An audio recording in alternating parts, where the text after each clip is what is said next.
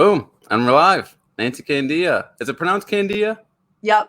Yep. Okay, great. Thank you so much for joining me. I really appreciate you taking the time. You have a book out, if I'm not mistaken. I do, Dylan. It just came out last week, so it's pretty exciting. What is the title of that book and what is it all about? It's called Present, The Art of Living Boldly in the Second Half of Life. Okay. And it is, it's basically my love letter to women in my age group. And so I've been working with women my whole life. Okay. I'm a retired dancer, and then I became a yoga teacher and then a yoga therapist who specializes in trauma, addiction, and chronic pain. Okay. And I've worked all over the world and helping yoga teachers adapt. But mostly, I don't work only with women, but mostly I have. And what I saw was that, like, I never wish anybody felt that they weren't worthy or good enough or lovable, but we did. But we used to fight for it. And what I saw was women in my age group kind of stop fighting for that and become smaller. Yeah. And and I think that right when the world needs us to be present, to be loving, to be encouraging to the younger generation and to share what we've learned. So we've been caught up in these myths, especially women. I think aging has its own myths, but women in aging has another set of making you feel small. Yeah, I mean, I would say so. There definitely is a whole entirely different set of challenges between, men, women, or men aging and women aging. Yeah. What's particularly not fair, and it's not true for all men and women, but men seem to age a lot more gracefully. That's just not fair. I think there's I hate to just throw that out there, but I know. when you look at like the actors and actresses, I mean, the actors, look at what was the picture I saw recently? It was Tom Cruise and his co-star from Top Gun. Just not fair, but that's physical appearance. That's not what it's all about. But yes, but I'm so glad you brought that up because that's what we all thought. But then you look at like Helen Mirren, like she's amazing. She looks great. She's 70. And so I think that what you're saying is what we get caught up in. But if we really look at it, and like you're talking about like this outward look. Yeah. And what I really find is what makes us look beautiful or look attractive is confidence. That's like really huge. Confidence, to have a kind look in your eyes, to be, interested in other people. Because when we really think about it, there's people of all different kind of looks like that are celebrities, and we accept them. Yeah. And so that's kind of what I started to like question even in myself, was like, am I like just buying into these things, or are they really true? Yeah. And so when I have a course of a similar name called Living Boldly. And when I really talk to women about it, and they consciously go into, oh, I have bought into that. Oh, yeah. And I think like this is kind of weird to say, but I think I was depressed a lot of my life. I actually think I'm more attractive now that I'm not so like looking so down and like, oh, poor Nancy, So you are doing much better than Tom Cruise's co-star. I'll say that. Okay. Now, the word that does really jump out on the title of the book is present, and that is a very impactful word. It's profound, especially when today's accessibility, you have the phone right here. You can just go on and drift away from any conversation anytime you want. What was the particular, why did you feel that was such an important word to be in the title? What does present mean to you? Well, I think it comes a lot from a yoga background and study of yoga philosophy and study of spirituality, is that when we are in the present moment, we are at our happiest, our most content. Like suffering occurs when we are worried about the past, worried about the future. Mm-hmm. But right here and right now, unless we're maybe in a horrible war zone, right here and right now is just fine. Yeah. And so what takes us away from being in the present moment is, depression, anxiety, insecurity, regrets, anger. And so the book really talks about how to approach all these things. But the thing is this in the present moment is even scientifically, there's been so many studies on mindfulness to show that when we're able to relax in the present moment and be in the present moment, we're going to be in that parasympathetic nervous system, which is a more relaxed state.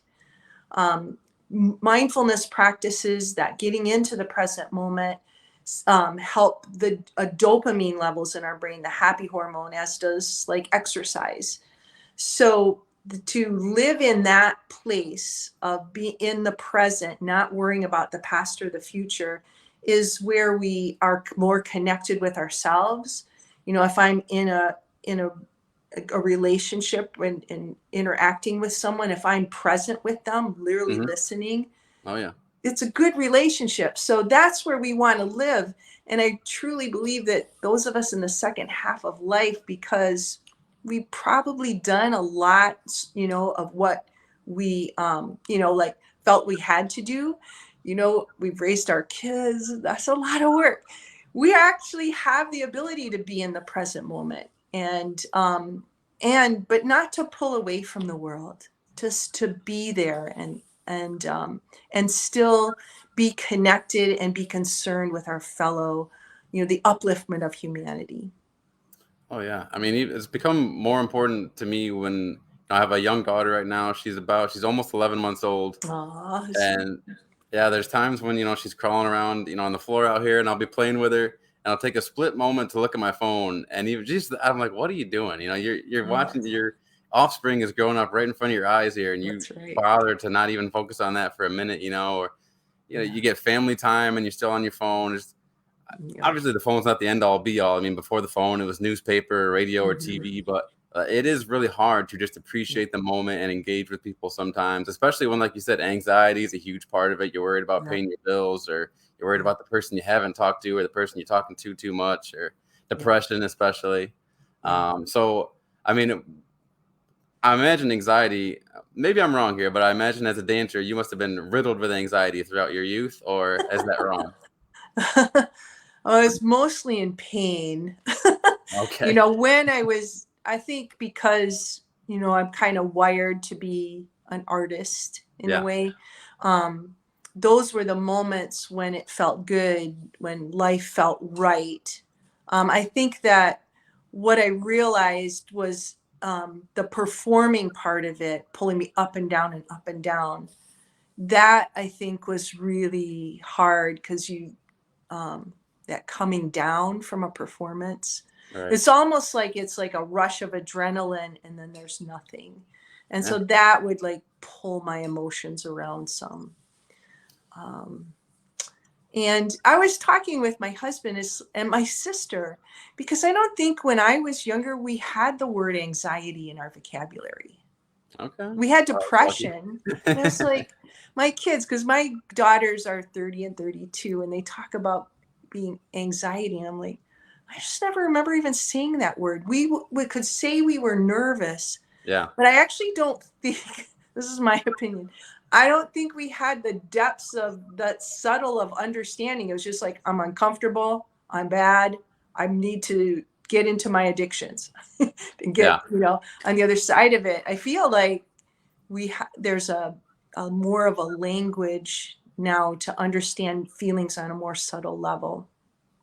And anxiety, you know, for me as a yoga therapist, I look into research, and whether we're wired toward anxiety, we're wired toward depression, we're wired toward violence, all of that can be rewired. And it's in these mindfulness practices that bring us into the present moment, help us rewire toward more peacefulness, toward more compassion, toward more intuitiveness.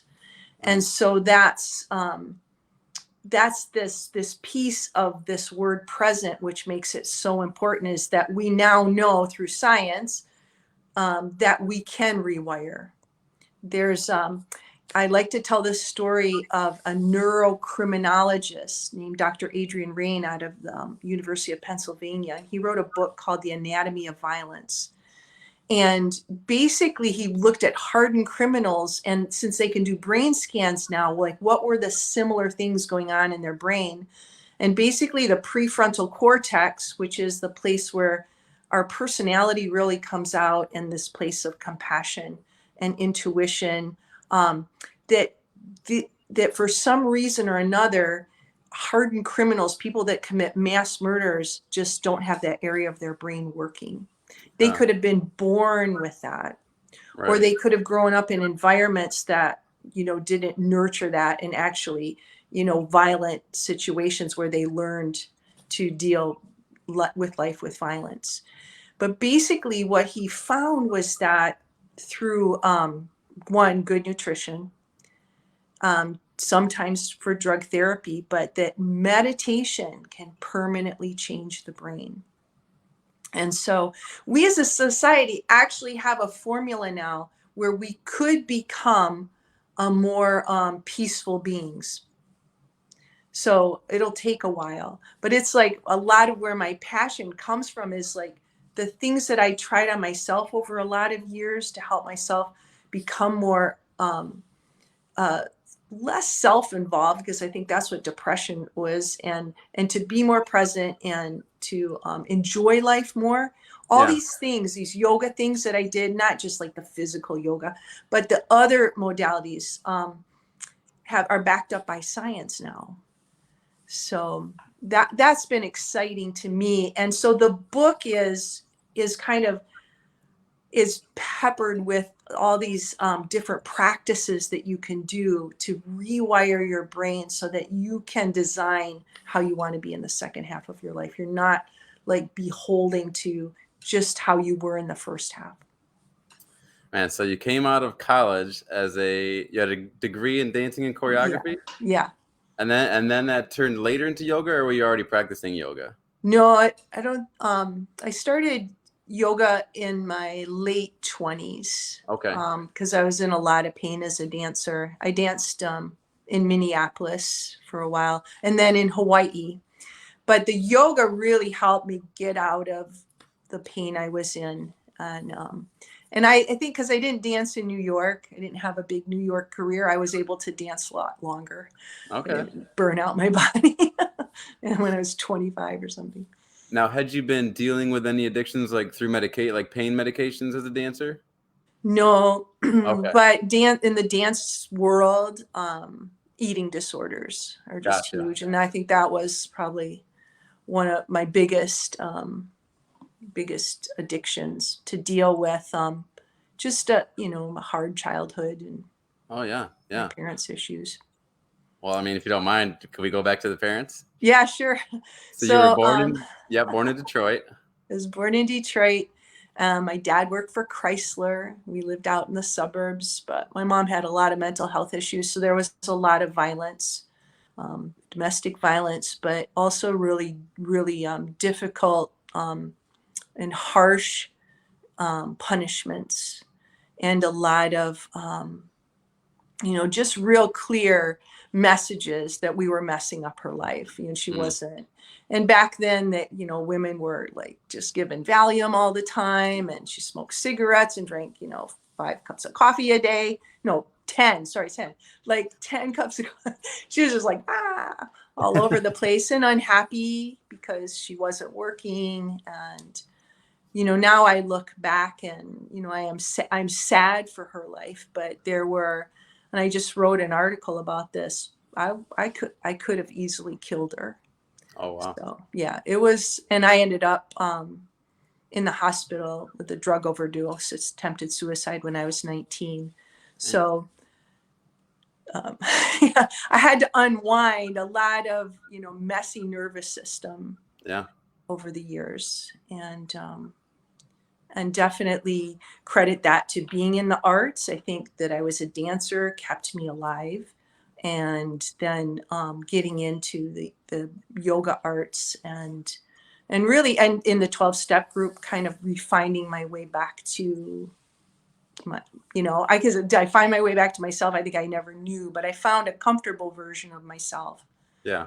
And then I think that the next stage of healing was parenting myself, parenting and not parenting in a violent way, parenting in a loving way. And, my two daughters kind of reparented myself when I did that with them.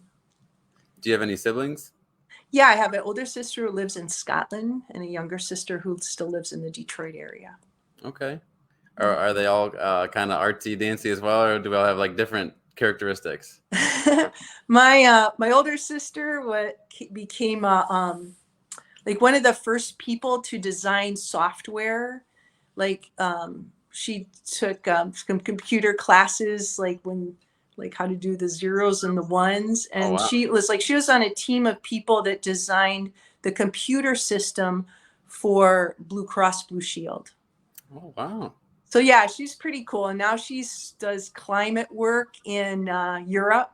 Dang. And she's, helped like the Parliament of Scotland figure out how to reduce their carbon emissions. And so she went from being like super cool to super cool. Yeah. Wow. That is really cool. Yeah. And we're all Then, very different. My yeah, I younger guess so. sister she is pretty cool too. She's a master craftsman. So when for pianos, when the hammers hammer on the strings, right? That's how piano works. And each one of those hammers is incrementally different, incrementally. And so she makes sets of hangers. Wow. For that. So when people want their, to redo their keyboards, and it's like probably 10 people in the world know how to do that. Holy cow. Yeah, I know. I know. It's like something you never thought of, right? So did you have was it classic middle child? I mean, starving for attention type of upbringing, or not quite? 100%, Dillon. How do you know that? Are you that person too? Well, I didn't want to go with the cliche, but that's what they say. So. Yep. Yeah. The peacekeeper. Yep. Okay. Okay. Now, did you happen to know both sets of grandparents very well, or not really? I knew my grandmothers. My grandmother on my mom's side lived quite close. And, if there's like a picture of like a Gerber baby, exactly how a baby should look, my grandma Grace looked just like the perfect grandma, perfect hair. Her house smelled like ivory soap. She had knickknacks from Hallmark. It was perfect. Sounds very sweet. It was sweet. Who would you say you picked up dancing from? Like, was it anyone in the family, or maybe a celebrity influence? Or my mom wanted all of us. My mom made us take ballet. I hated it. So from when we were 4 on. But then in high school, I got into other dance forms, and then realized that I think I was a little dyslexic. So it's very interesting to me that I have a book out.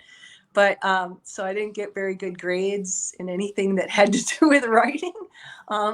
So I think the dance degree was just to get a degree, because I was really lucky. My parents really focused on that for their daughters to make sure we got a good education. Okay. So I got Rapid Dave in the house. What's up, hey. man? So is there a particular style of dancing that you always wished you could do, but couldn't, like tap or something like that? Yeah.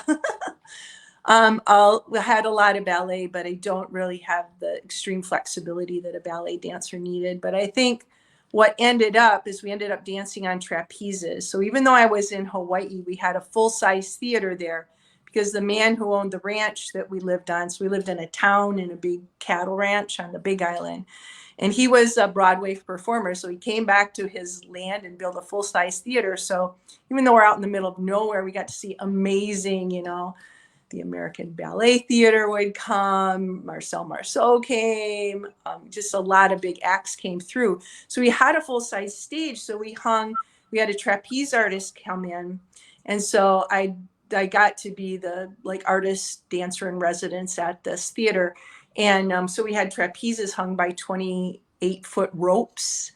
And so the end of my career was just dancing on trapezes, and it was incredibly fun and really cutting edge stuff out in the middle of a rock in the Pacific Ocean.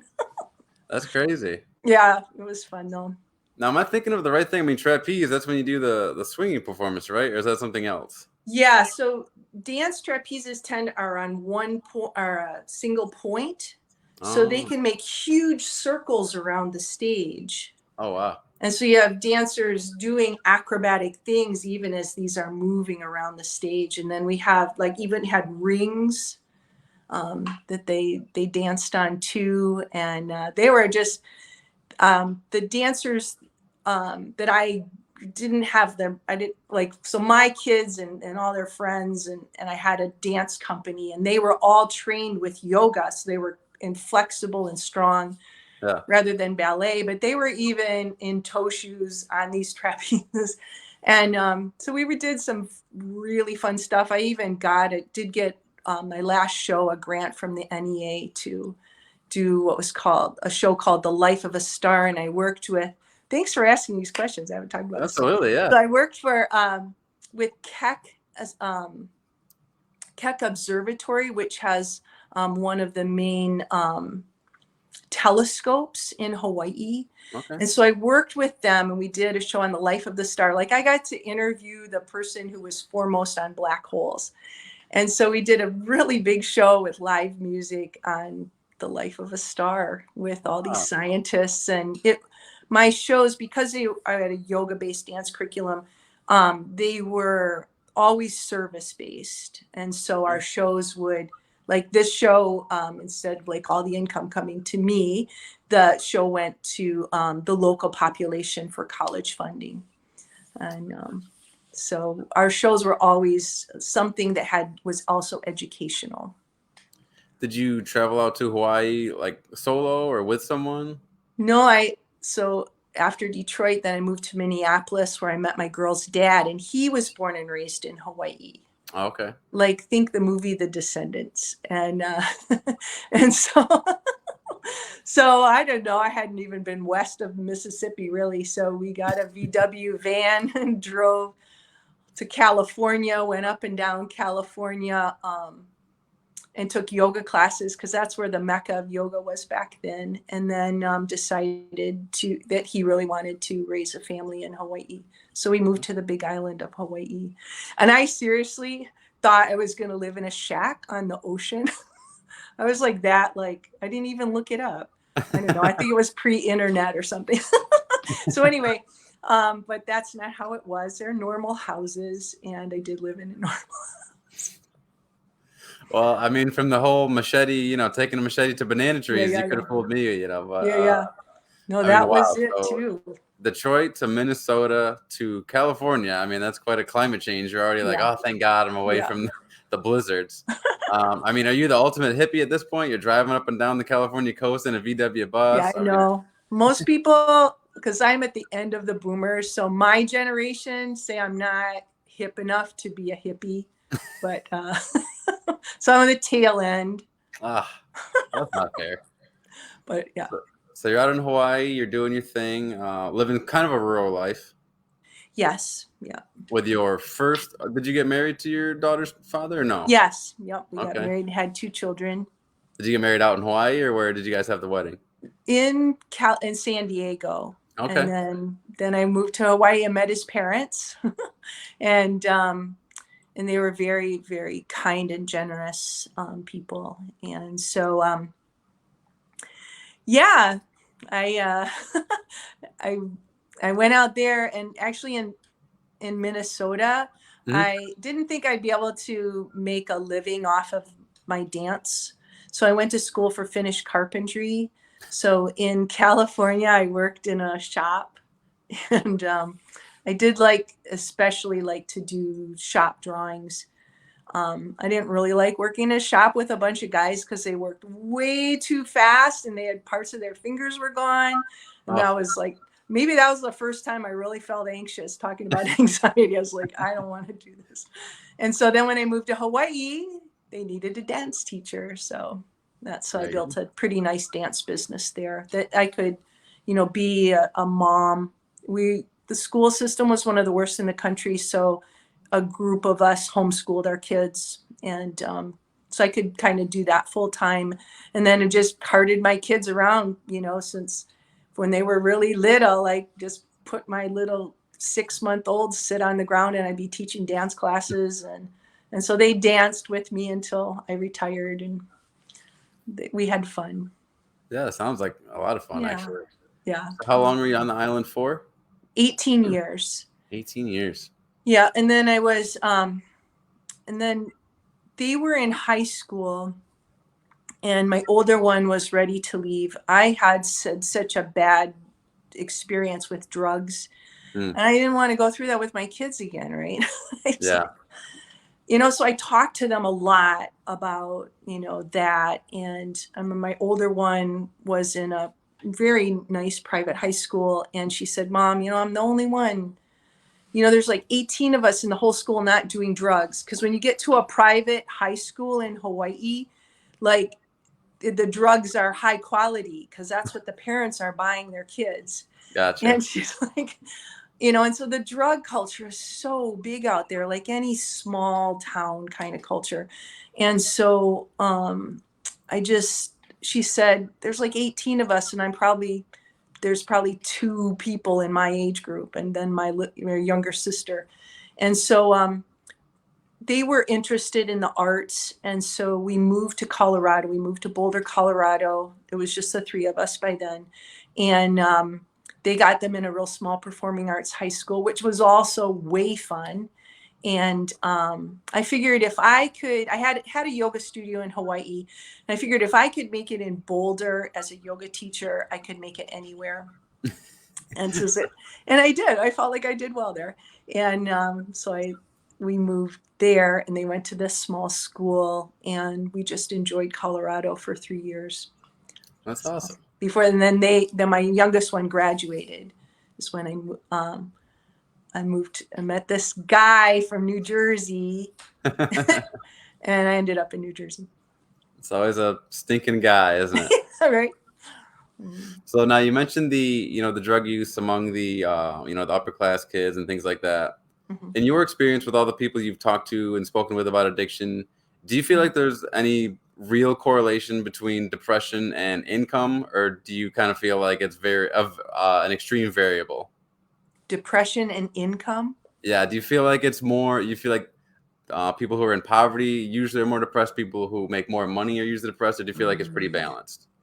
I think I would not say it has to do with income, because I met incredibly wealthy people, and I've had incredibly wealthy people as my clients. Yeah. I really think it has to do more with community, and particularly spiritual community. Okay.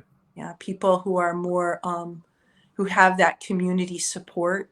Yeah. And I also and if you have any like predisposition to anxiety or depression, and then you added any addictions on top of it, you're just messing with it more. Yeah, that's true. Yeah. Mm-hmm. I mean, yeah, because you mentioned before, I mean, with your mother, not even with your mother, anyone. I mean, if you already have a past trauma in your family, and then you're adding, drug use or, like you mentioned, eating disorders on top of that, I mean, it just becomes this tornado, this whirlwind. Yeah. At what point when you were doing yoga, or maybe it was even before you started doing yoga, did you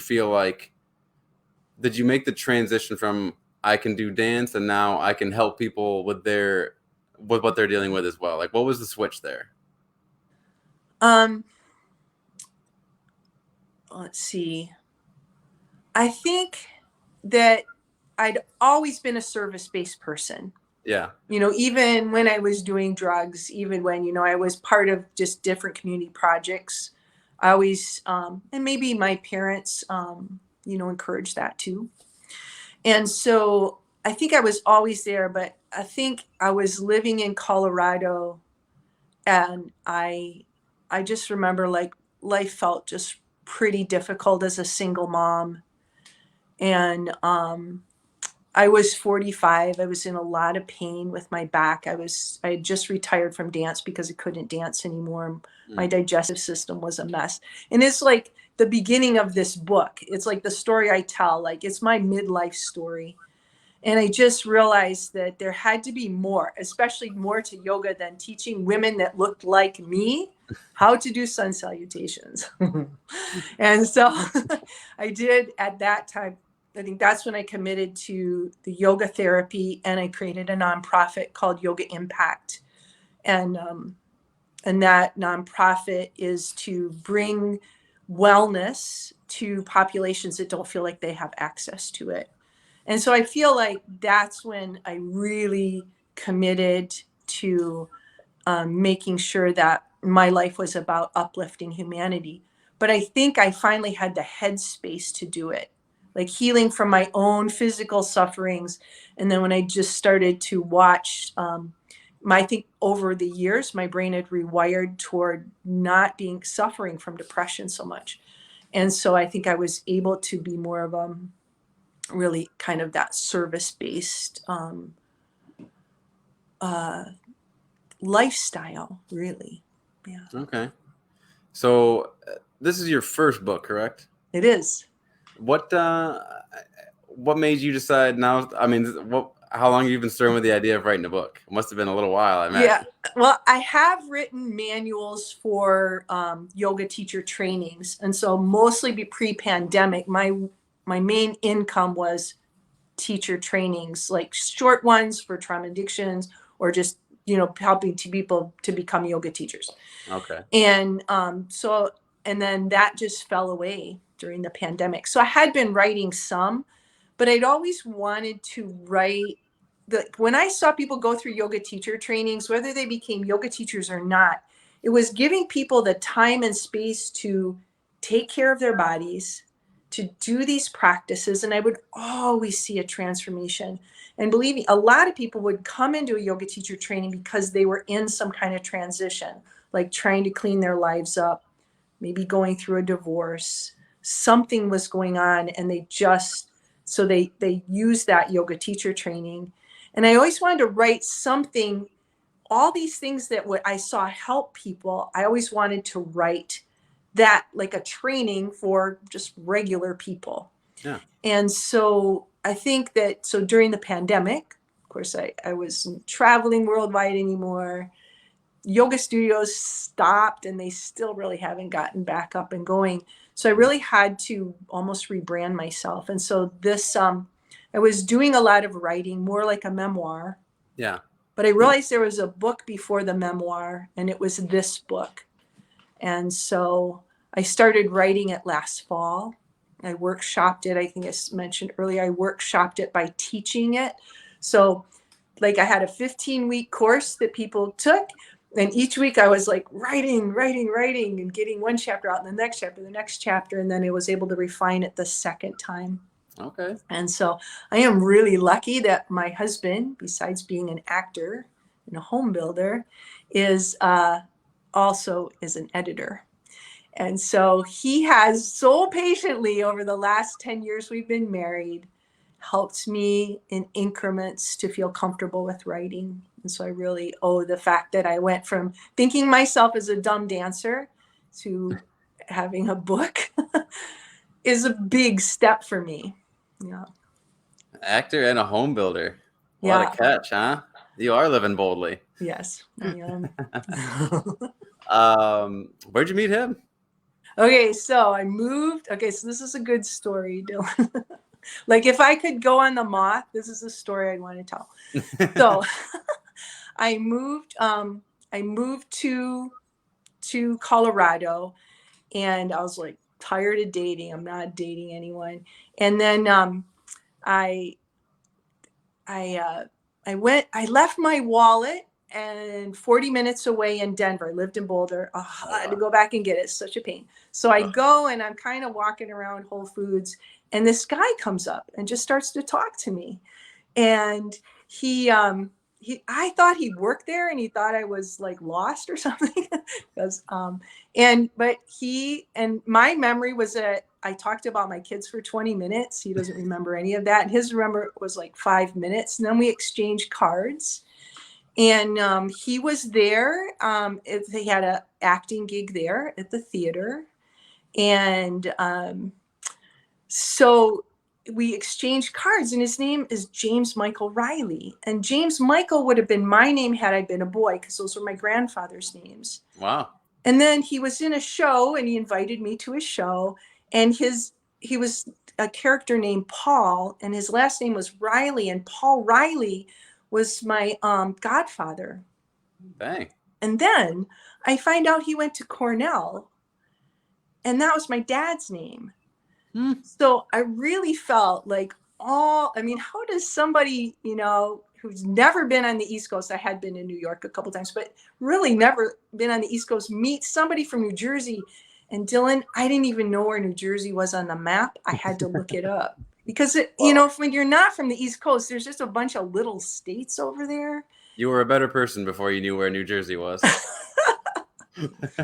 But so anyway, then when my youngest one graduated from high school, we dated for 2.5 years, long distance, but he was performing all over the place. So I go and see him in shows, and he is building an earth roof stone home in the woods of New Jersey. And so when I first saw it, it basically looked like a kind of a castle that had been abandoned. It didn't have the roof on it yet. And he had been just like, I live in Rockaway, New Jersey. So every rock from this 4,000 square foot house came from this property. Oh, nice. And, and he was just super cool guy. And since I had lived rurally and, gone, I didn't find it as daunting as I probably should have.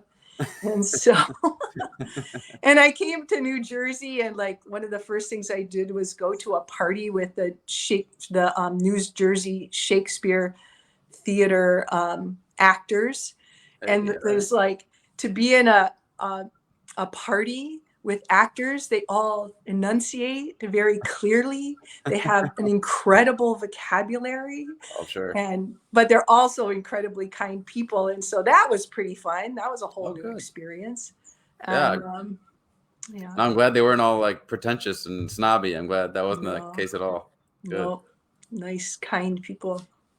And I can't believe this guy was like what a bunch of coincidences. He's like the male version of you. That's crazy. You totally met your soul's counterpart there. Yeah. We do. We mirror each other quite a bit. So does he have his own children? No. Oh, wow. His first marriage.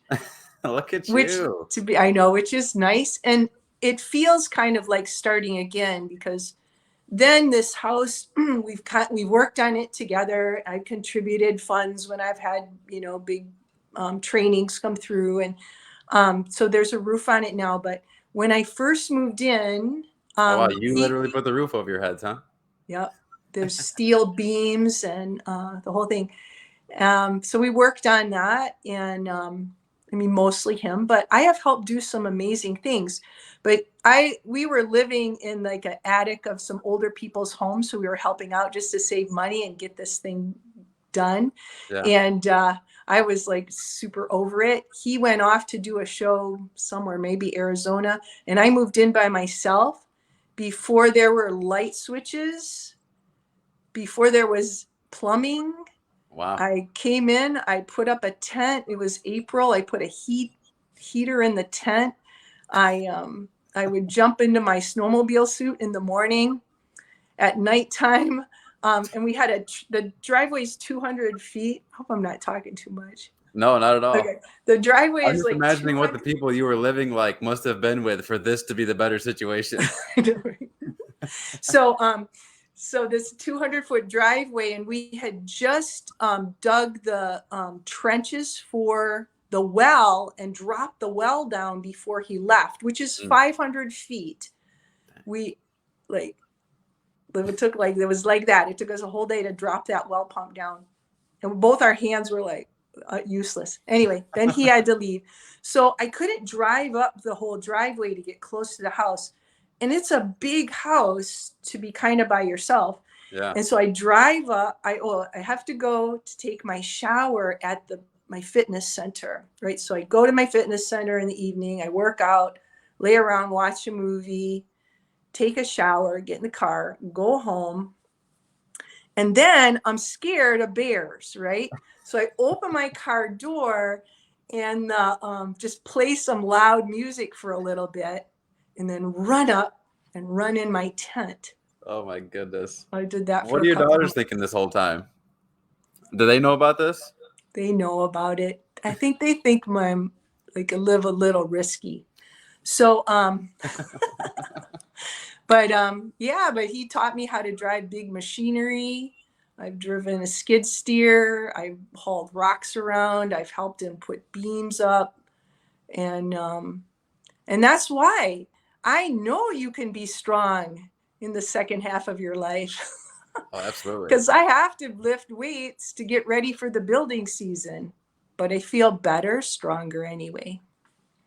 I love it. It reminds me of, I'm not trying to take, oh, here's your story and here's my perspective on No, it, but please. I've been talking a lot. no, it just it reminds me a lot of my mother. We just hearing the stories and about living boldly in the second half of your life because, after my dad, she met this guy, and Mhm. this guy was very handy. He could do all the work inside. He could work on the cars and that. So I mean, my mother had it made. She would help Yeah. for sure, but just having that guy available there was very helpful. So now at this point, when they're not together and we live in a different state entirely, just Mm. noticing her try to do these different tasks and um, really proud of it when she accomplished something, just able to think on her own and do things the way she wants to do them. And at first, you can tell there's frustration and there's, can I do this? And all the questions pop up. Yeah. And then, and me, I try to be a good son, but I'm not Oh, good. any better myself as far as handiness. So I only do so much, but just seeing her build up the confidence over time is really Yeah. rewarding for her, really rewarding for me. So Yeah. I do Good. love that part of it. Is that something that you feel like also is a lot of the stories you encounter is women who maybe in the second half of their life don't have their partners anymore, whether that's through divorce or losing that, like becoming a widow? Like, do you deal with quite a few of them or not so much? Yeah. I think there is definitely a mix. And like stories like your mom are the Yeah. good stories. Women who have stayed in relationships for security reasons but not been happy, those are the hard stories. Single moms who have burned out their bodies so that their children can go to college, those are the harder stories. But Yeah. I love your mom's story. I want Oh to yeah. meet her. Yeah, she's something. She's something for sure. Um, so now, when it comes to the book, I obviously present huge letters, and then living boldly, and I love living boldly. I love the words that make up the title of your book. I love Thank living you. boldly in the second half of your life. Maybe I'm taking a huge psychological leap here on something that we couldn't even touch upon in the time we have left, but male versus female, if I'm taking that whole perspective, because like you said, you focus a lot on female work and things like that. Do you feel like females more often than males live the first half of their life in a way that's simply trying to become a mate, simply trying to become part of something else, and you lose yourself, and that's why maybe you titled the book?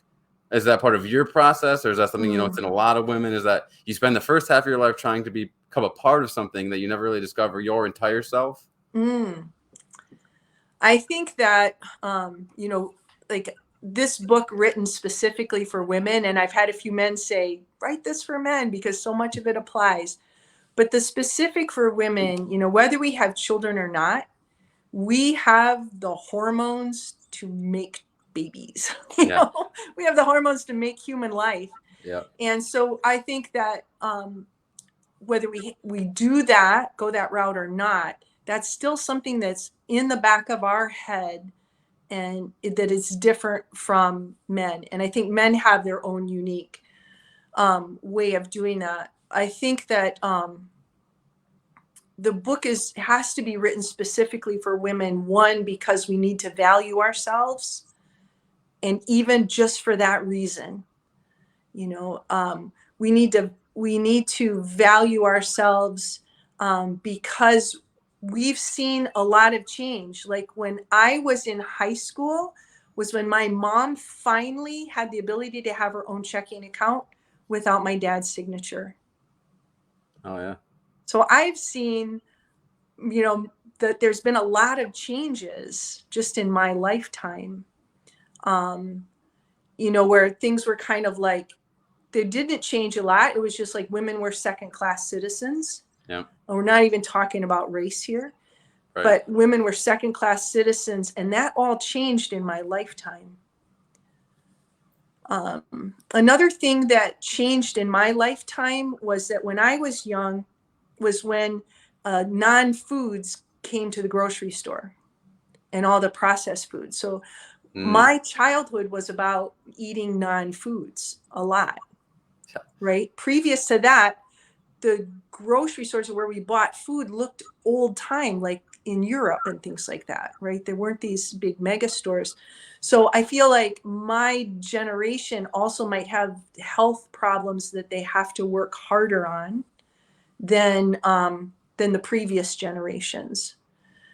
Also, my generation became sedentary, where the previous generations had to move around more. Right. And so I think that's why we need more encouragement right now, so that the younger generations don't have to go through what we went through. Also, the medical system came in and started managing our bodies as we got older.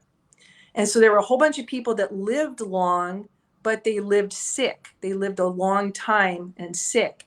And that's what I saw, is people like in their 50s and 60s right now, just starting to the medical system is starting to put them on pills and manage their bodies and keep them alive, but not healthy.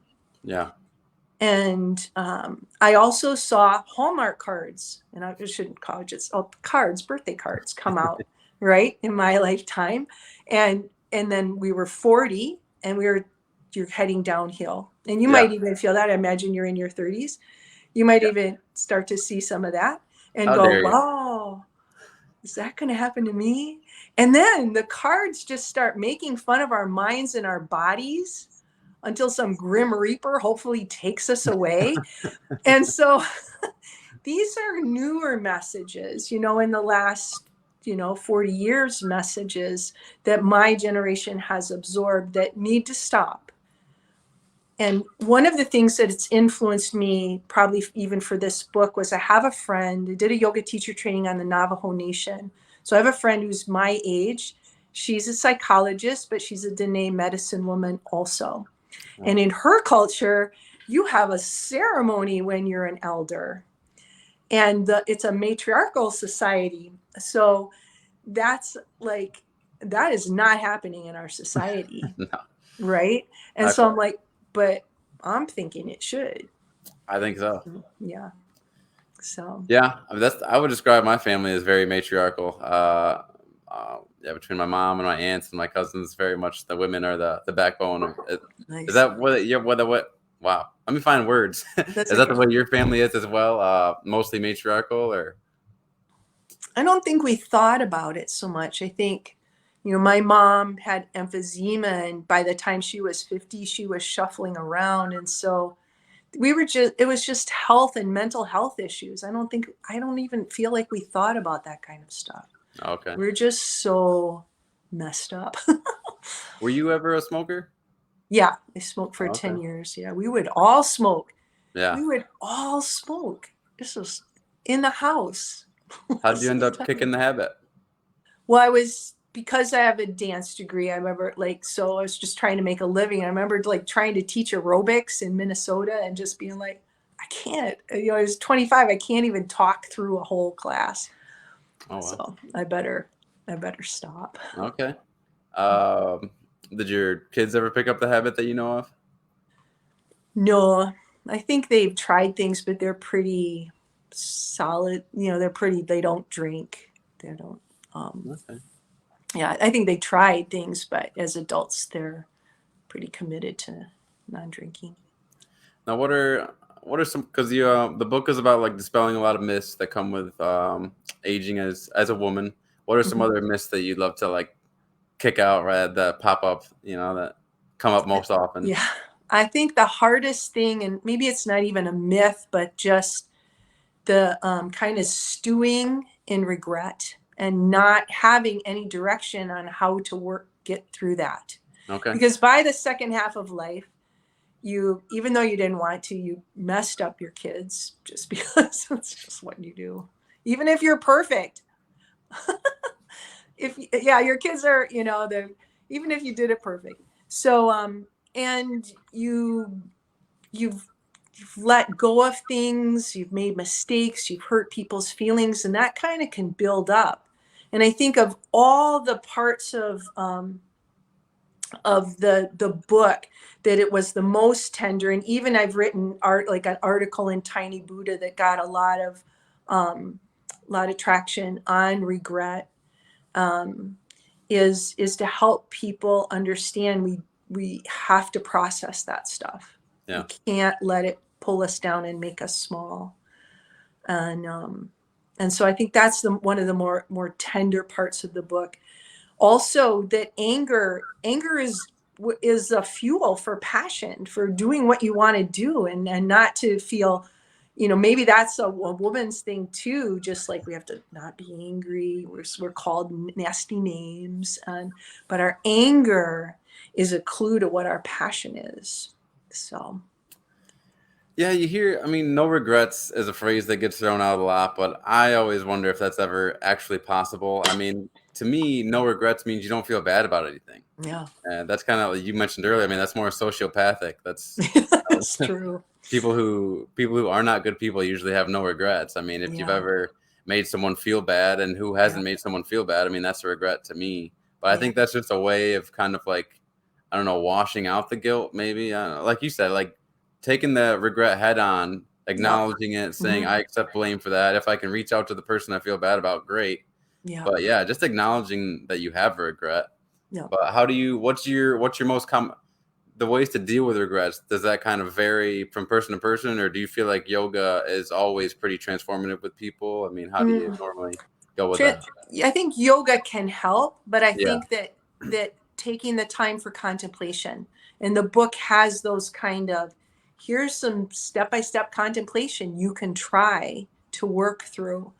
And a lot of it is to bring these things up that mull around in our minds. Like one of the examples I use is when I was a smoker, the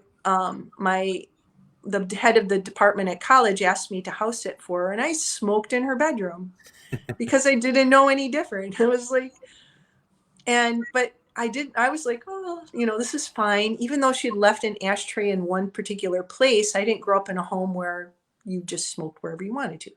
And so, but her husband brought it up in a very snarky way when I saw him one time. And I have felt bad about that for years. And it's not like it was just every once in a while it would come up, and I just feel that sense of shame. Oh, yeah. And it would go away, go away. And so it was small, but it's still, when I sat and worked through it, like, why did I make that decision? What would and this is a wonderful healing technique, is to go back to a time and imagine how it would be if you were ever in that situation again. So now, like, I feel like my shame from it came from, or went away, once I realized that I would never do that again. But I had to like sit and consciously think through it.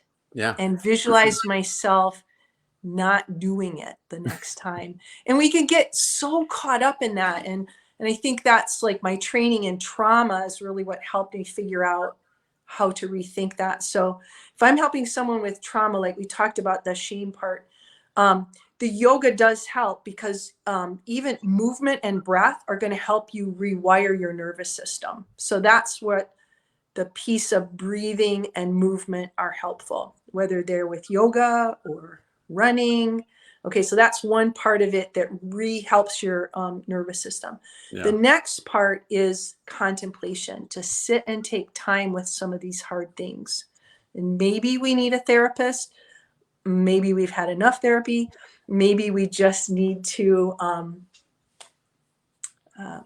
just think through it with some guidance. And I think the book has a lot of those little pieces of try this to see if they work through. And there are things I've tried with clients so that I know they work.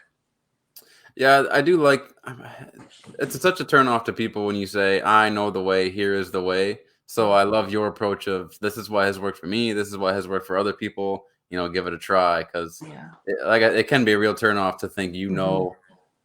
you have all the answers. And then when you talk about the guilt and sitting with it, it can make you feel like you were talking about smoking in that room. It can make you feel so silly when you don't even have like a good reason for doing something. Like if I stole something because I was hungry, or if I stole something because somebody in my family could use it, that'd be one thing. Yeah. But if I steal something because I know I can, well, then I Mhm. just feel silly and petty, and Yeah. how am I ever going to come to terms with that? I'm just being a thief at that point. At that Right. point. Right. So to sit with that and be like, wow, not only did I do that bad action, I had no good reason for it. That takes a lot of growth and a lot of maturity as well. And even still, like, you still feel bad about that action. So Yeah. it's really sits with you, depending on who you are. Yeah. Um, Another one, you have like letting go of anger and working with forgiveness, and then letting Mhm. go self care. What do you think the biggest part of self care in the second half of life is? What are some big steps you've used for self care in the second half?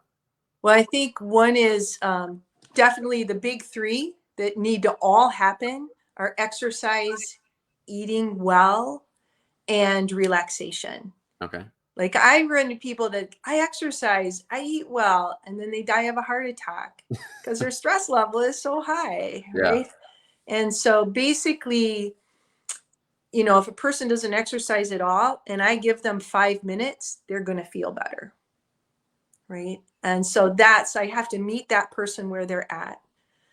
I recommend for everyone in the second half of life, if not the first half, to get on a plant-based diet. And that doesn't mean you can't eat meat, but it does mean most of your diet needs to be plants. Um, the people that live the longest are called the blue zone people. And what they all have in common is a healthy microbiome. And that is that gut health that we hear about. And basically, Right. you need like 30 different plant varieties in your gut each week to help create a healthy gut. And you have to, and a lot of people in the second half of life have digestive issues. Those need to be not masked, they need to be taken care of. And an anti-inflammatory diet means like a plant-based diet, but you're also adding in making sure you're eating anti-inflammatory foods. And so that's really important. That's a very long subject. And then the part where I think this yoga and the breathing exercises, mindfulness practices fit in is consciously relaxing the brain. Because I can feel relaxed by getting on Netflix and watching a show, but it doesn't necessarily relax my brain in the way my modern brain needs to. Right. Because again, when I was little, we used to sit on the porch and watch the neighbors in the evening, right? And that's not happening anymore. So in this modern world, we need to consciously take time and do those mindfulness practices in order to help our brain get that Yeah. relaxation.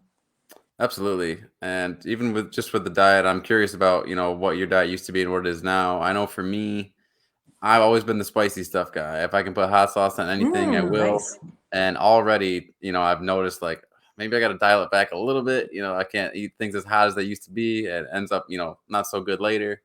So I am, and now it's funny too because you'll be with a group or you'll be in your house and say something somebody buys something for the house and they say, look what I got, and you say, oh, I can't eat that, and then it's like, oh, you're such a pain. I was like, why don't you ever eat bread anymore? I'm just trying to cut out bread. I don't want to eat bread and red sauce, and it Yep. just becomes this thing where you're an inconvenience now every time. Right. But yeah, what I do know that. like have you gone on any fad diets and like had those tried and failed, or have you just kind of gone with if it's not natural, I don't want it? Well, basically, yeah, I've been on as a dancer again.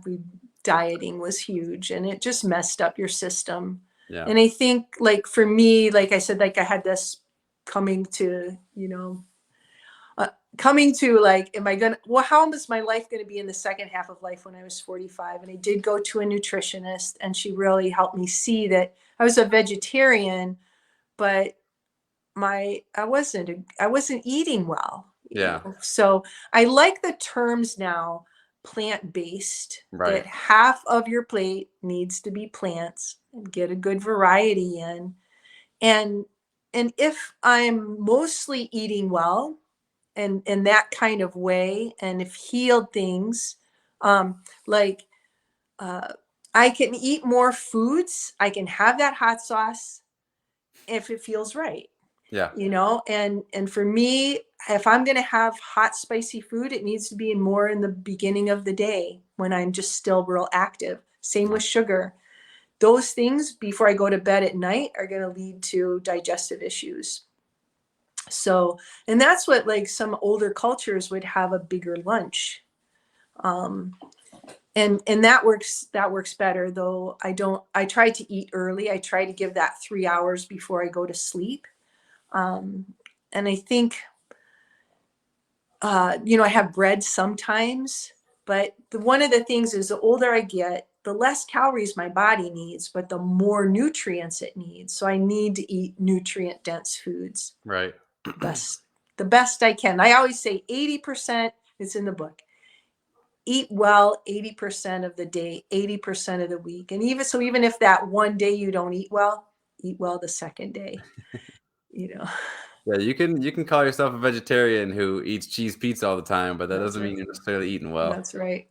I remember I saw this there's this one population in somewhere in Italy where they're famous for people living until 100, like the Yeah. most, and I think they mostly like eat a fish-based diet, and then they drink a lot of wine. So I'm looking forward to at least having that Okay. wine part going. Yeah. uh, how much time do you find to meditate? um since I do put getting that book out, I almost lost my practice. So it Okay. only happened when I taught, really, because I wake up in the morning and I was just going for it. So I'm trying to regain that time back. And I would say, I'd give it like 15 minutes. I think I spend more time in contemplation, quiet contemplation, thinking through things than I used to. Um, I don't think, as do we ever, like, it's like, do we ever eat enough vegetables? Do we ever meditate enough? Right. Those two things go together. Was there a point where you were skeptical of meditation and then you were kind of surprised at the benefits, or were you always kind of like open to it? Um, I think, I think I would be skeptical was I? because some people seem Yeah, like they're transformed by it, and it's like a magic show to me. But I'm sure yeah, if I actually, deep breathing can do wonders for you. it can. I Yeah. always like, I think there's been times in my life where it's been quieter, like, that I've been able to meditate.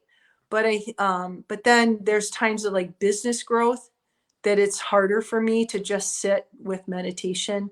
And Yeah. so I'm using more guided meditations. So I do have guided meditations I listen to when I wake up in the morning. If I don't wake up in a good headspace, I have guided meditations before I go to sleep at night if I'm troubled. So I try not to be troubled. Like, I remember when we were living in the attic and I was super over it. I was like, had my earbuds in, listening to guided meditations all the time. So I think that guided meditations are really, really a good way to reprogram your mind. And so I always recommend people do those.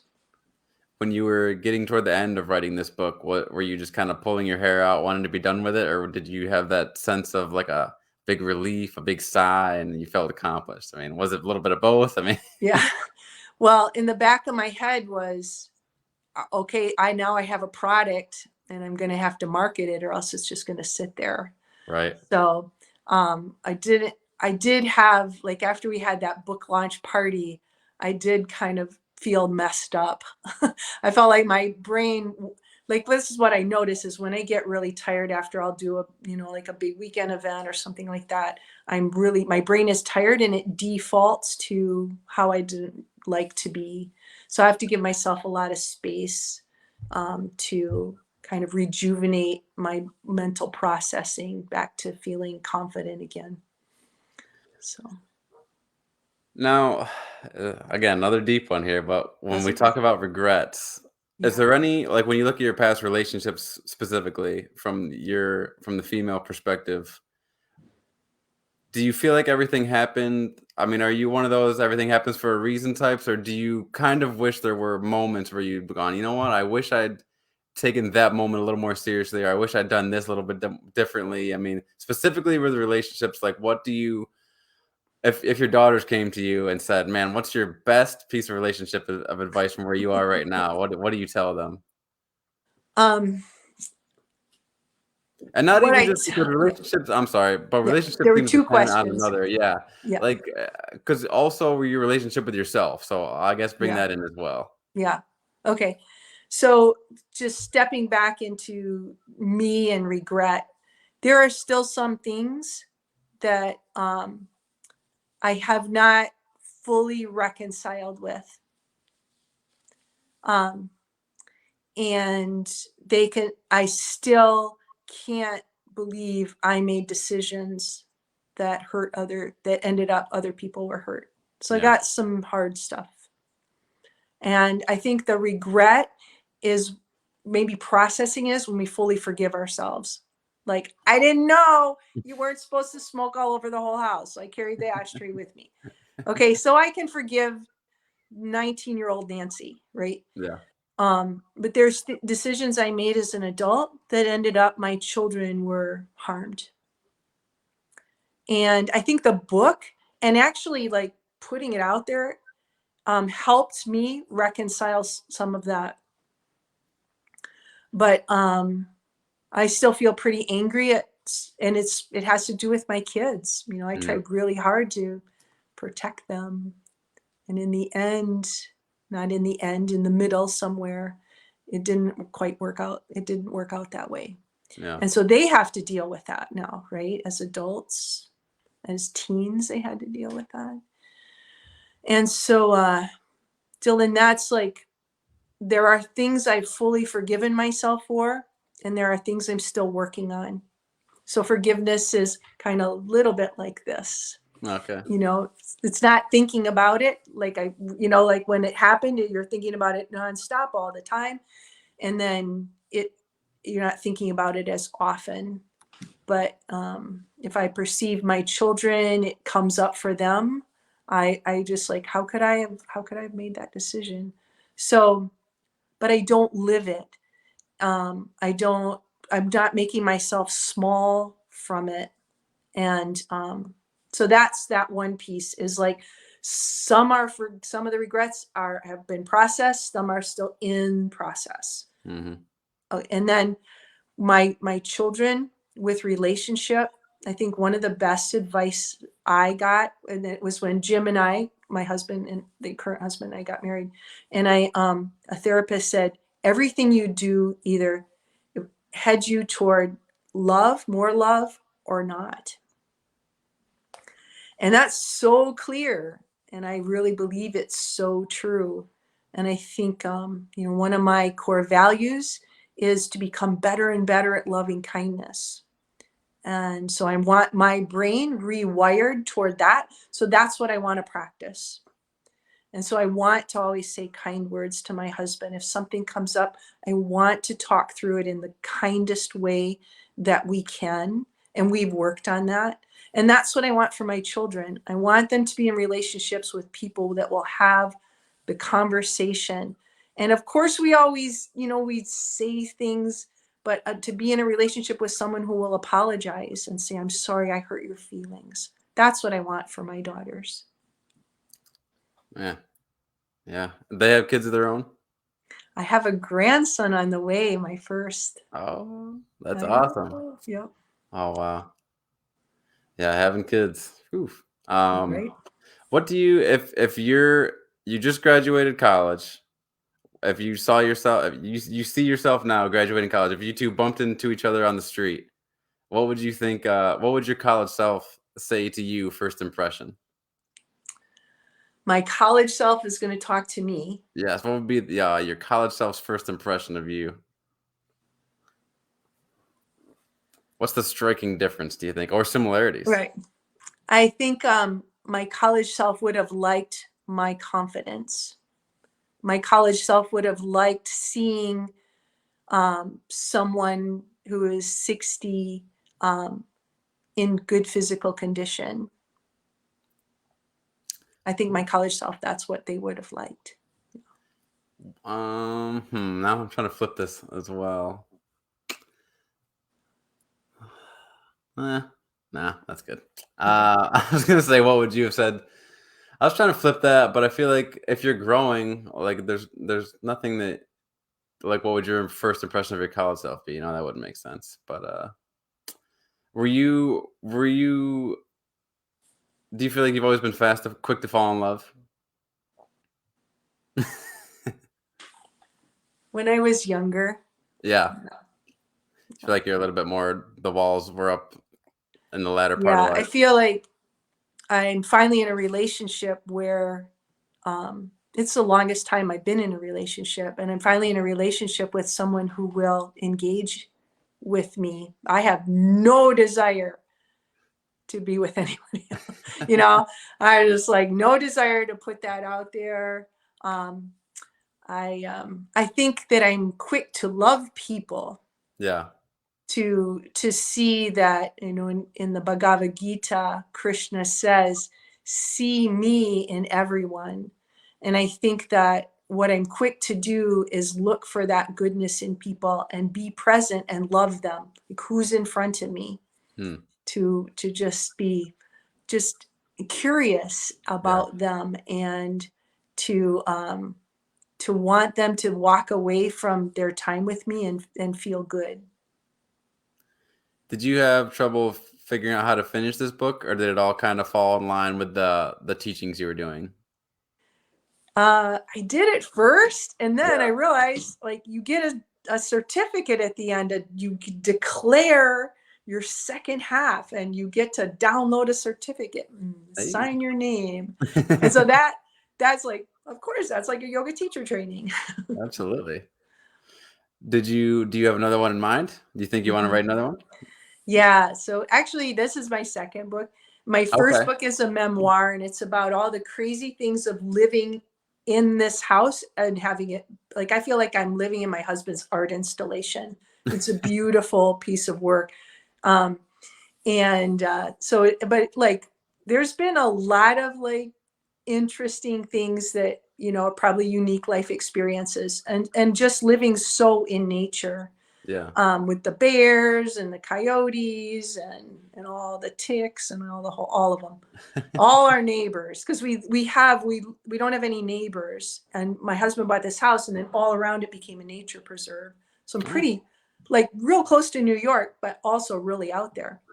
And but then I merged it with my childhood growing up, my marriages, dealing with trauma. Um, and so, and it's a poetic book, where this book is a little more nuts and bolts. It's a poetic book, and I'm looking forward to getting back into that. But Dylan, we thought at my launch party, people were like, maybe we should franchise this, The Art of Living Boldly in the Second Half of Life for Men, because someone ah. said, I want my daughter to read this, The Art of Living Boldly in the First Half of Life, The Art of Living Boldly as a Parent. And it's this art part of it. You know, the art is not like set in stone. It's a creation. I love that. Yeah, you can take it in a couple directions there. Do you Yeah. plan on like bringing in your husband and your daughters for those other writings? Well, my daughters are pretty busy with their own lives. Yeah, That's what I have to realize. But that's I fair. think that if I do a book for men, which I think has been the first request, is that I need to start interviewing men, because a lot of the book is my stories and the stories of other women, and I don't have as many stories of men. Gotcha. But the men who have read it are like, have requested the book. So I'm pretty excited about that. One of the like trademark signs that a man's going through a midlife crisis is getting that, hot new sports car. Do you Mhm. feel like there's like a similar thing when it comes to women? Do they ever do a particular trademark thing? Well, I got a hot sports car. Hey, maybe it's that. I'm from Detroit, but um, uh, I think I think it's it's that, you know, this like getting into a subject. It's loss. It's because you lose the ability to have children. That's what women are dealing with in a big way. Gotcha. Yeah. And that felt like your purpose. So we Yeah. kind of touched on this earlier. You like lose your ability to have that purpose. And for some women, it's like, yay, glad I'm over this. But I think for a lot of women, it's also because then your hormones go kind of make you feel a little crazy too. And so it's an interesting time of life. Did you experience the empty nest syndrome? I did after I moved here to be with Jim. And I think I was, because I had been a single mom, so I was kind of tired, to be Yeah. truthful, and I had run out of money. And but then it was when the family dog died, and she had been my companion for a long time. I could probably still cry about it. That's when it really hit me. Yeah. Gotcha. Yeah. Did you, because I'm, a newer father, had, the newer mother in the house, did you experience the postpartum depression? I did not. No. No. That was an interesting one. The process of, you have all those months of raising the child inside of you. You feel so connected to that child, and then it's finally, it's, to me, I'm on the outside looking in, and I'm thinking, oh, the relief of she's finally here, not thinking about the connection of, but that was a part of me. And even though she still is, now she's outside of me. So trying to get that wrapped around my brain was really something. Yeah. Yeah. And I think that's where women need a lot of support, if that, and I think that it's hard, and it's hormones, and it's society's expectations. And it's like, if you had a career and then all of a sudden, and it's like, you just have to, and you experience this too, your nervous system has to reform and just include this other little being who's pretty fragile. It's a lot. Oh my gosh. I don't feel like I felt depressed, but I felt pretty like I was getting my PhD in a couple weeks on like another whole person. And then they kept changing, and Have you, has your older sister shared any stories with you that you were like, oh, I'm really looking forward to that. Can't wait till that moment happens. Like of just getting older. Yeah, I didn't know if maybe there was something she's experienced, like a new milestone for her that you were like, oh no, I don't want to experience that. No, I don't think we've shared that. I think an interesting milestone of being in your 60s, though, is when you turn 65, then you have free health care or something like that. That's like a milestone. It's like learning how to drive. It's like, oh, I'm 65. You walk into a restaurant and they're like, you get a discount. Oh, thanks. Appreciate it. Well, Nancy, I mean, you've been super generous with your time. I can't thank you enough for chatting with me and humoring all my questions throughout this. Oh, Dillon, Will you thank please you. let everyone know where we can find your book? So if you go to Amazon, right now it's just tonight, it's just on Amazon, but by next week it'll be up in a few other indie bookstores. But if you just go look Nancy Candea, you'll find it. To find me on social media, just go Nancy Candea. My website is nancycandea.com, so it's easy to find me. Are you on TikTok by chance? Yes. Oh, look at you. See? Yeah. I'm not even on TikTok. Well, that's fantastic. So I'm looking forward to it. I definitely want to read the book for sure. I want to have my mom read it. Absolutely. I'd love to have her read it. When you do the next one, or if you do the next one on men, I'd love to have you back to have another chat about that. I'll be following your work. So you're available on Facebook, on TikTok. Are you on Twitter? Twitter, not so. I'm on Twitter, but please follow me. I need the help. And Pinterest, Instagram, LinkedIn.